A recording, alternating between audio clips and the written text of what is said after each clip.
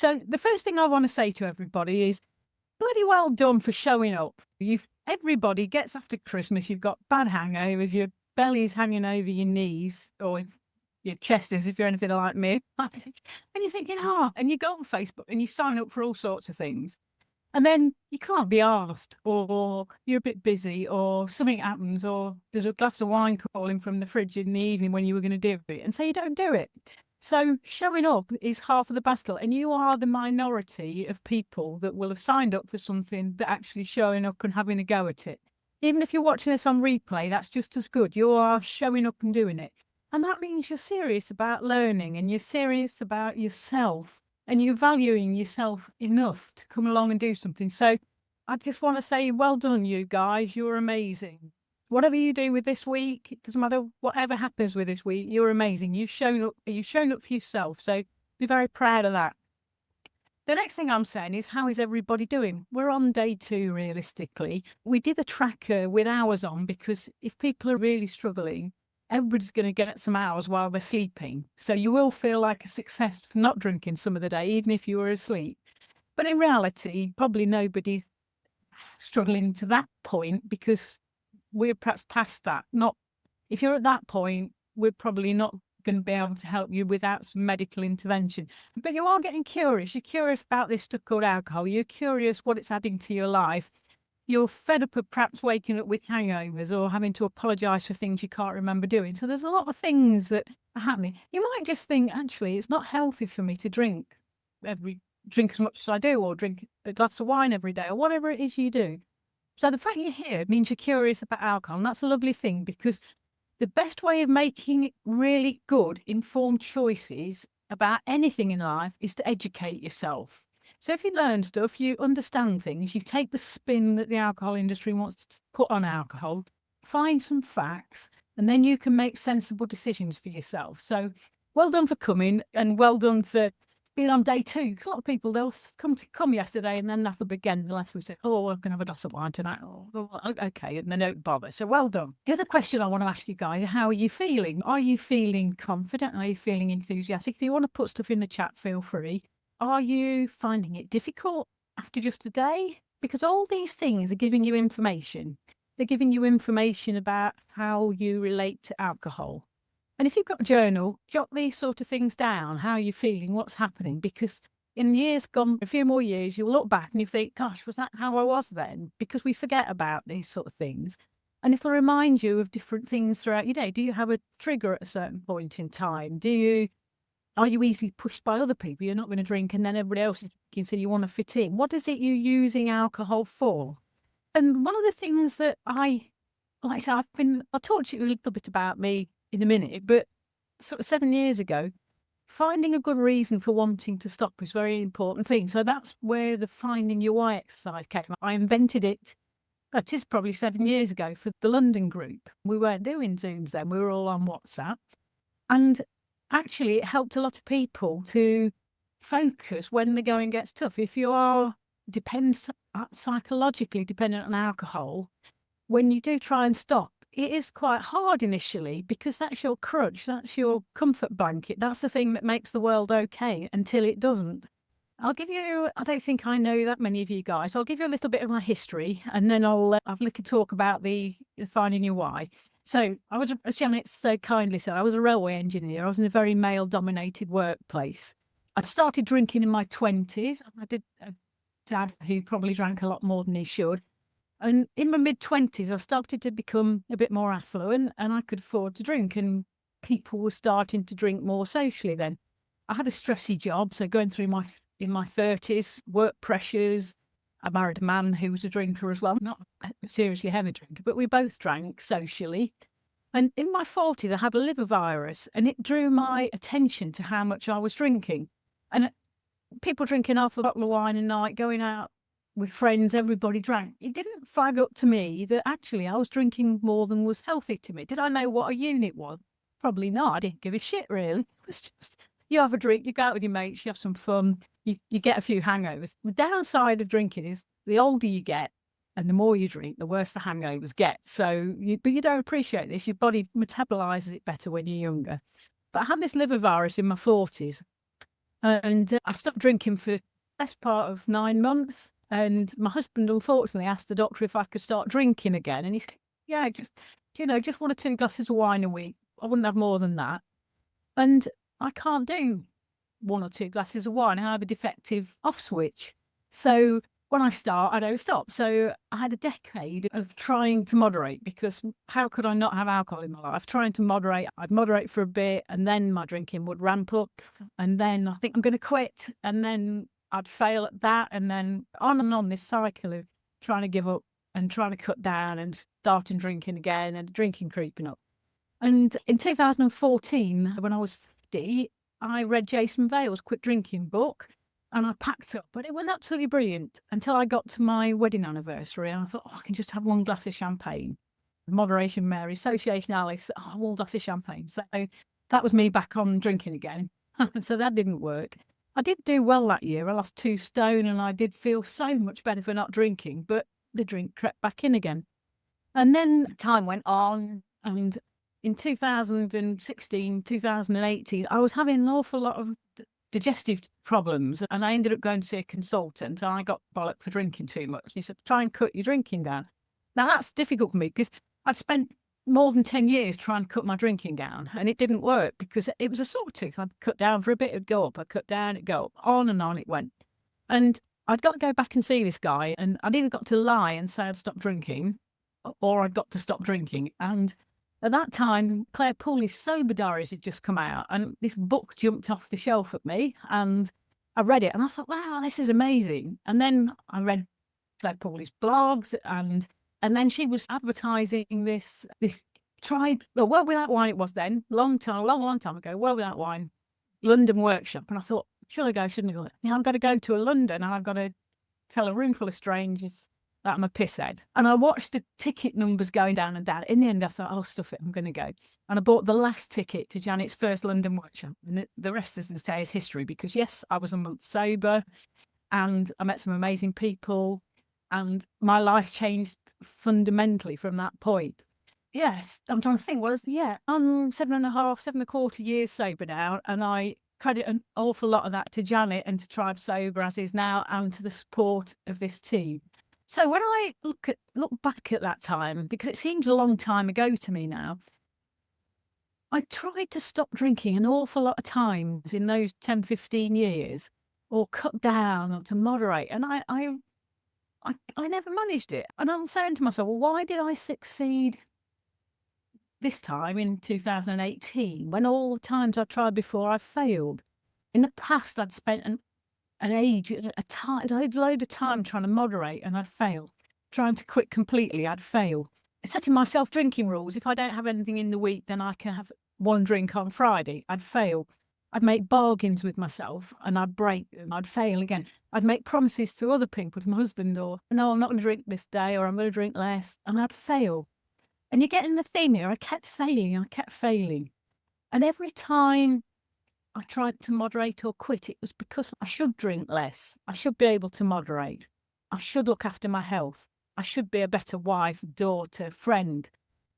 My husband, doctor, my parents said I should drink less. Lucy, you should drink less.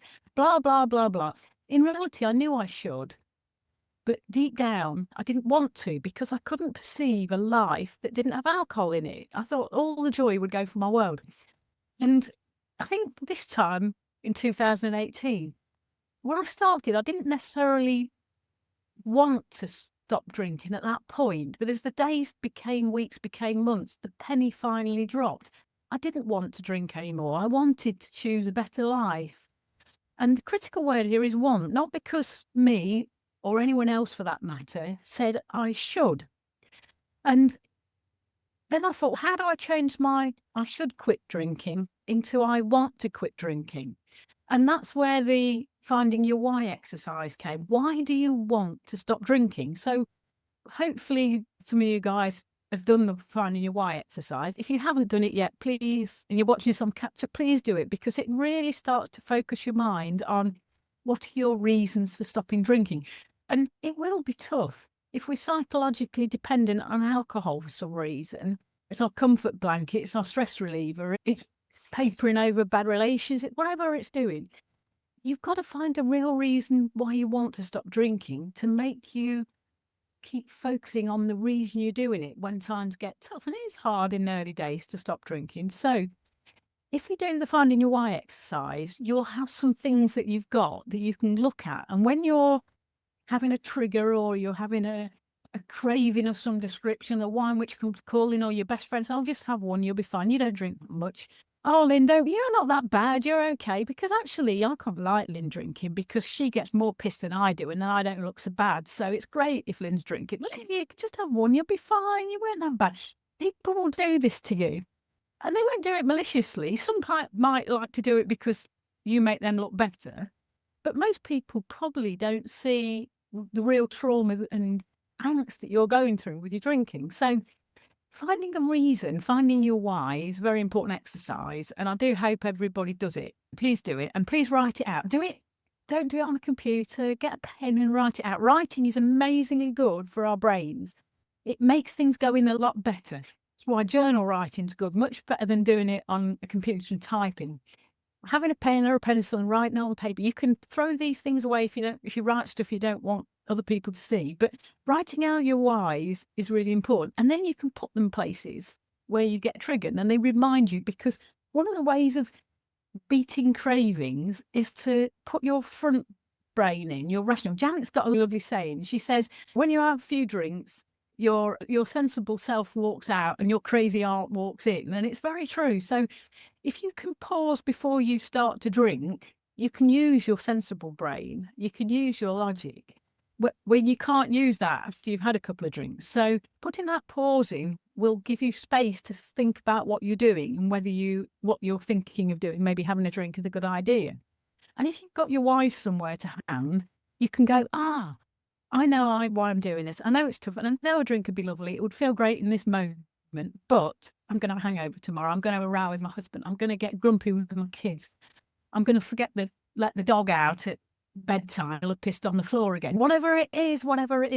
Oh, my liver is struggling at the moment and I need to stop drinking. You don't need to, you're choosing to. So we'll talk perhaps shoulds and needs and things like that a bit later. But finding a reason and then using your logical brain before you drink is very important. And if you've got a list of really good reasons, when it's tough, they really support you. So please do this exercise. It doesn't take too long. It'll take you through it. And then you've got a really good base from which to make your conscious decisions when you do have cravings. So I think I will have a quick look at some of the people's whys, because that's a really good thing to go through. Having lost it off my computer, I will just go onto my phone, if you'll excuse me while I find it. There. Lots of comments. Okay, so who have we got? We're not going to talk. We'll ignore Helen's. She's been ages now. Celine, where's Celine?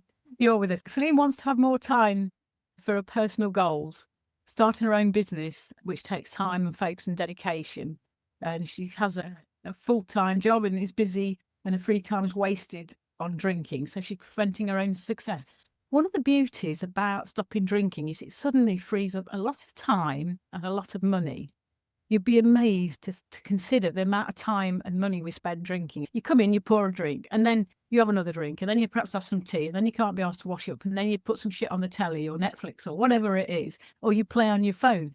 Now, that's all time you could use to do something different. If you choose, you could read, you could take a new hobby, you could set up your new business, you could go out and see some people, some friends, you could get a new hobby. That's all time that suddenly becomes free. And then the same, guys, just do a little exercise for me now. Average what you would drink in a day or a week, depending whether you're a binge drinker or a daily drinker. I used to drink a bottle of wine a night. So I was drinking, I'm trying to think how, and when I was drinking, it was probably about five quid a bottle. I wasn't a classy bird. Oh, shit. So I don't know, what was that? Be 35 quid a week, say, and times that by 50 is, so 1,1700 quid a year, my drinking. It would be more because I drank more at other times. You're talking about £2,000 a year. Now, if somebody said to you, I'm going to save you this money. If you took that money every time you bought some wine or some alcohol of some description, and you put half of it in a pot, even if you didn't put it all in, because you're going to spend a bit on alcohol, replace AF drinks. Early days, I don't drink any of those now, only high days and holidays. But if you put half the money you were spending on alcohol into a pot, just think how much money you would have at the end of a year. And you could treat yourself to something really special. You've got a springboard for the next phase of your beautiful life. And we don't want to sit around wasting a life. We're lucky to get this life. We're lucky to have the time to do the things we do and have the people in it. Or if we're not happy with our lives, we've got opportunities to change them. But you're never going to change them when you're sitting looking down a bottle in wine in a bottle. I'm trying to think. There was a lovely statement, Janet, at Zoom. It was when you put down alcohol, you suddenly have two hands to embrace the rest of your life. Because alcohol effectively is keeping one hand busy. It's like it's tying it behind our back. So we've only got one hand to embrace life. Now you've got two. And my goodness, you can get a lot more in two arms and two hands. That's one of the pleasures of stopping drinking. I'm sorry, Celine, I've gone off on one. You see, I told you at the start, you're going to be careful with me because I've gone. Who else have we got? We've got anonymous member 720. This person wants to be able to attend events sober and enjoy them. I love going to sober events because you can remember things. You can remember what everybody's saying. You can remember the funny stories. You can leave when it's getting boring and everybody's getting pissed and bored and you're getting bored. You can play bullshit bingo. And if you join Tribe Sober, I promise to tell you all about bullshit bingo at sober events, but I'll keep that one under wraps for now and Janet can remind us later. So there's games you can play if you're sober and you go drinking and it's a bit tedious. And they also find different places and different people. I love having breakfast parties now because nobody drinks at breakfast unless they've got a monster hangover and it's not a school day. So you can go and have a really good time with people. Nobody expects to drink. And then you've got the rest of the day to do something exciting that you want to do. And you don't have a load of shit and mess and whatever if you have a party. You don't have a load of clearing up to do. So breakfast parties are really good. Stephen says he wants to improve his prospects of getting a job or regular work. And that's a really good idea because he's saying, actually, if I'm sober, I'll have a lot more time, energy, clarity of mind to put myself over. And if I don't know Stephen, and I don't know his circumstances, I'm sorry, Stephen, but if you're an anxious sort of person, then getting some help with your social anxiety will benefit you for the rest of your life. Drinking because you're socially anxious will never solve that problem. You will always be socially anxious and you may be under par and you may have a hangover and you may be embarrassed because you did something twatty and that makes it 10 times worse. So by stopping drinking, you're suddenly giving yourself the opportunity to grow and learn new coping skills for life because most of us drink because we're trying to cope. It's not a character flaw. It's not a weakness. You are not a bad person. It's an addictive substance that is being pushed to us. If they created alcohol today, it would be a Class A drug. It's only not a Class A drug because it's been knocking around since time immemorial, and governments make a lot of money out of it from taxation, and companies make a lot of money out of it from pushing a legal drug. And I know there's millions of people in the alcohol industry that would lose jobs or whatever, but it is a very addictive substance and it does damage our health. So actually, by stopping drinking, we're giving ourselves a huge opportunity to become more healthy, to learn coping strategies. I've had to learn lots of stuff. The amount of stuff I read now and do is phenomenal because I don't drink. And my coping with life is much, much better. There's not much that knocks me off my perch anymore. And if something does, it's never, oh, I'm going to have to go and get a drink. I never get cravings for things that upset me. I deal with my emotions. I probably drank because I didn't deal with my emotions terribly well. So learning to deal with your emotions is a life skill you'll take forward. Drinking is never going to help you teach you to learn to deal with your emotions. Heidi wants to... Now, this is interesting. We've got Heidi here. Tick, tick, tick, tick. I didn't see her, Liz. No, nothing. Heidi says I need to be fully present for my family. Now, that's an interesting statement, and the interesting word there is need, because this is what I was saying about should and what you need. You don't need to be anything. You can be whatever you want to be. You don't need to be anything. You want to be you choose to be. So she wants to be present for her family. And she needs to do that because she thinks it'll make something better in her life. So she doesn't need to do anything. She chooses to do it. We all have choice. We can choose to drink. We can choose not to drink. So try and lose the desperation words and the guilt words and the shame words. We shouldn't do this or we shouldn't do that. It's none of the shoulding. I choose is an incredibly empowering thing to say. I choose not to drink, not I need not to drink. I shouldn't drink. They're diminishing words. So we're going to start to learn how to change our vocabulary, change our thinking a little bit, and then take control of our life, because this is all about self-control and learning to love yourself a bit more. I'm not perfect. Sometimes I'm perfect, but a lot of the time I'm not. We're all flawed beings, and that's fine. We're all perfectly imperfect. Learning to love yourself and take control of your life is a very important thing that you can do when you choose to stop drinking. Who else have we got? Chantal. Chantal. She wants to be mentally and especially spiritually focused. Now that's a really beautiful one and very interesting. Again, I was brought up in church. I've done Buddhism and all sorts of different things, and I was always sitting on the fence about it all. And since I've stopped drinking, I read a lot of books, and my spiritual side is growing and growing, and it's been a very interesting journey. So, if you want to be more mental clarity or to be more spiritually aware, then sobriety gives you the opportunity. It gives you a clear brain to do anything you want to do. Anything you want to do. It doesn't mean you'll achieve it. It doesn't mean you'll succeed, but it means you can start and you can try. And you're better to regret something you've done than something you've not done. So actually, and you can make choices about what you're doing. So I know I sound a bit like a reformed alcoholic. Nuts. Oh, drinking is what evangelical fantastic. My life. It's a difficult thing to not say, because actually you do find a life. Do whatever you want with your life. You can do nothing. You can change the whole world. You can be somewhere in between. Everything in life is a spectrum, but actually you get that choice, and alcohol takes that choice away. Alcohol diminishes your life. Alcohol holds one hand back. So by stopping drinking, you can try all these new things. You get over the tough bit at the start, and you start to learn and you start to grow.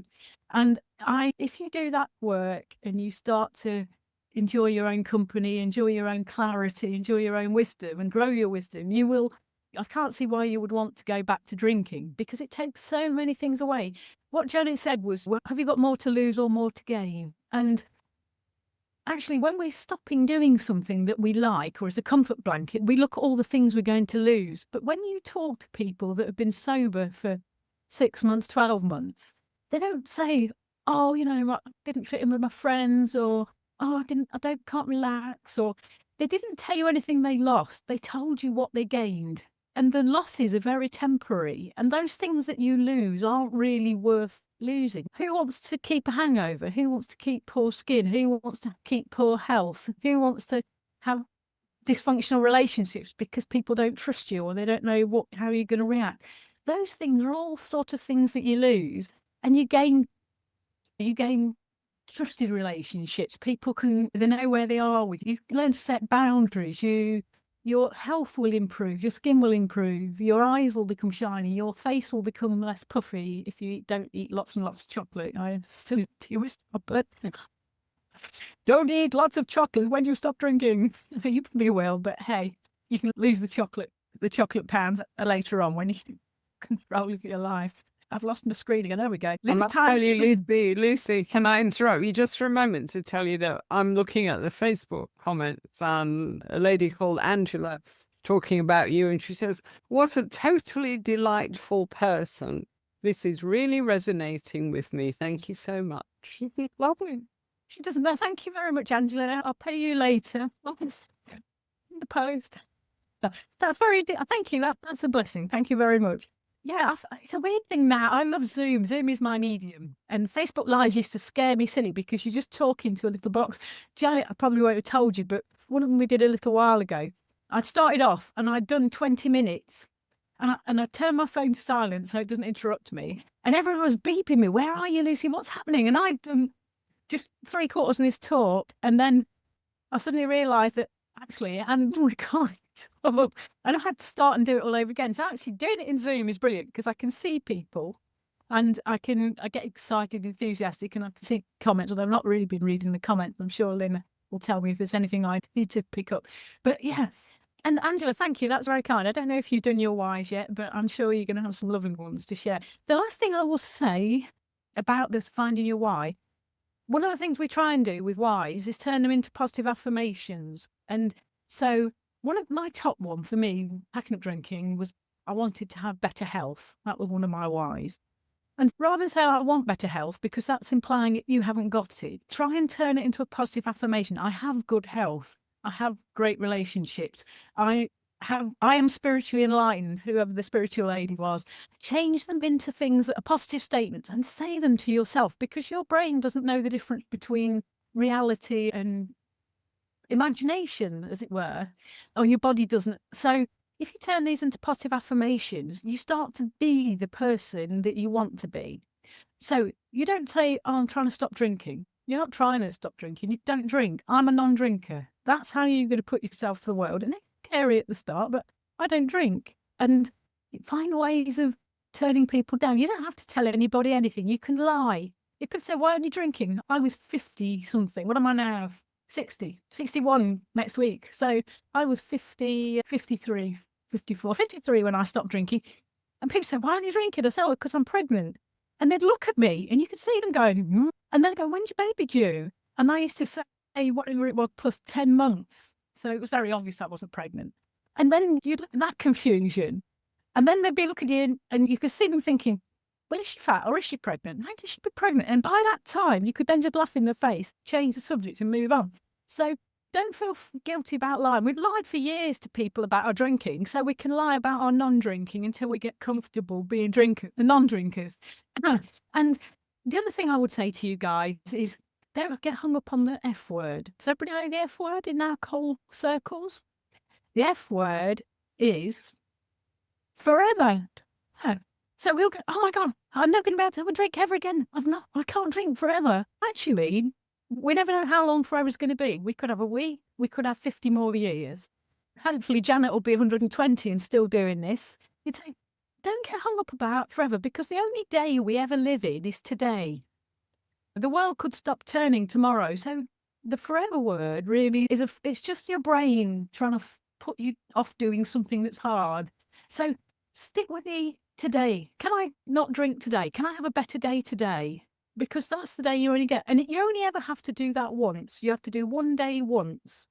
And then you do it again tomorrow. And you do it again the day after. But it's not a scary forever. It's today. Today I'm not going to drink. Start the morning with, "Today I'm not going to drink. I'm going to have an alcohol-free day."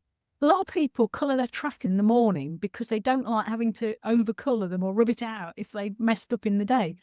And I will say to you guys, if you do decide you're not drinking this week and you've committed to that and you mess up, it doesn't matter, because this week is about learning. This week is about understanding your relationship with alcohol. This week is about deciding what you want to do next. And you're in control. You have choice. You can choose what you do. So choose not to drink this week. And if you mess up one day, it doesn't matter. It really doesn't matter, because you get tomorrow to start again. And as long as you don't do it every day, in which case you're back on the drinking bus, get on the non-drinking bus. But no beating yourselves up. You have a bad day, you're learning. We learn from things. We say progress, not perfection, because none of us are perfect. We all have a bad day. We all fuck up occasionally, and we forgive ourselves and we get going again. And the more kind you are to yourself, if you feel you've messed up, the more you go and learn from that, and then go, "Okay, I learned from that. Why did I drink then? I had a craving. Why did I have a craving? Oh, it was because I was tired. I was hungry. I was lonely. It's because I drove past the supermarket that has the cheap wine. I could have driven another way." So it's about understanding it without judgment and without criticism, without beating ourselves up. So to me, this week is so much about it's learning, and you can decide what you want to do with it. Now, if you want to go forward and have a sober life, great. I would recommend that. 7 years on, I would recommend it. I do so much more with my life. I have tons of hobbies. I have money to spend on things I want to spend it on. I went to South Africa and I met Janet, and I met Janet in those times, but I met Lynn I'd never met before. I met Lynette, who's our coach. I met a lot of people that I would have never have met. I met people from America, from all over. It was an amazing experience for me. And I got the opportunity to do that. So you can do what you want with your life. You can have good relationships. You can grow. We stop growing when we start drinking, usually. Stopping drinking doesn't make life necessarily easier. You have to learn to cope with your new life, but without the sticking plaster of a drink. But it means you're authentic. It means people can trust you. It means you can trust yourself. And you will be a lot healthier, and you will have mental clarity to be able to go forward and do things that you want. I think I've probably talked for far too long. So is there anything, Janet or Lynn, that I need out of the comments or on the Facebook comments? Don't worry, I'm taking care of the comments, Lucy. What I'm going to do is stop Facebook Live, and then we'll see if any of the guys that are here with us in Zoom would like to ask you any questions, maybe. Can I just thank everybody? Yeah. Everybody that's come to here, listen to me jabber on today. Thank you so much for your time, because your time's very valuable and I do appreciate it. And I do hope that I've inspired you a little bit to see the week through and keep coming to the Zooms or watching the replays and finding a community. That's the most important thing. If you choose to get on the sober bus, and I highly recommend it, then finding a good community to support you so you don't feel isolated. When you're having a bad day, somebody will give you a hug. And people that understand you, because most people don't understand you. They think you can just cut down or you could just have one or whatever. Thank you ever so much for spending your time today, for listening to me. And I've really enjoyed meeting you all. Thank you, Lucy. We've got a lady called Chantal on the Facebook comments saying, "You're giving us such gems of wisdom, Lucy. Thank you." So thank you for the gems.